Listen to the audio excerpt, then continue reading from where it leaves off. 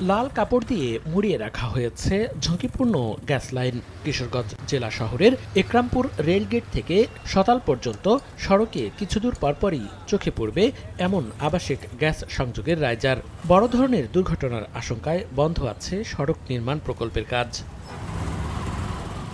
আবাসিক gas line সরাতে নেওয়া হচ্ছে না কোনো উদ্যোগ। গ্রাহকদের কাছে দাবি করা হচ্ছে বিভিন্ন অঙ্কের টাকা।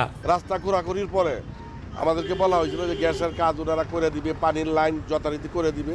তিতাস গ্যাস ইতিমধ্যে বিভিন্ন লোকজনের কাছ থেকে বিভিন্নভাবে তারা টাকা দাবি করছে। আমাদেরকে একটা অ্যামাউন্ট বলে যে একটা রাইজে সরাইতে অফিস সরাই দিবে না, আপনারা নিজ খরচ এটা সরাবেন। একটা লাইনে 50,000 টাকা করে আমাদেরকে দিতে হবে। 3 মাস যাবৎ মনে হয় লাইনগুলো সরাবে বলতে, কিন্তু লাইন কোনো সরানো হচ্ছে না। সড়কের দুই পাশে 65টি ঝুঁকিপূর্ণ আবাসিক গ্যাস সংযোগের রাইজার ও পাইপ সরিয়ে দিতে তিতাস গ্যাস কর্তৃপক্ষকে 6 দফা চিঠি দেওয়ার পরও কোনো কাজ হয়নি। উল্টো সড়ক বিভাগের কাছে দাবি করেছে ক্ষতিপূরণ। এমনকি গ্যাস লাইন স্থাপনের কোনো অনুমোদনও দেখাতে পারেনি তারা। এই বিষয়ে আমরা উন্নয়ন সমন্বয় সভা থেকে শুরু করে তিতাস গ্যাসের সংশ্লিষ্ট কর্তৃপক্ষকে চিঠি দিয়েছি।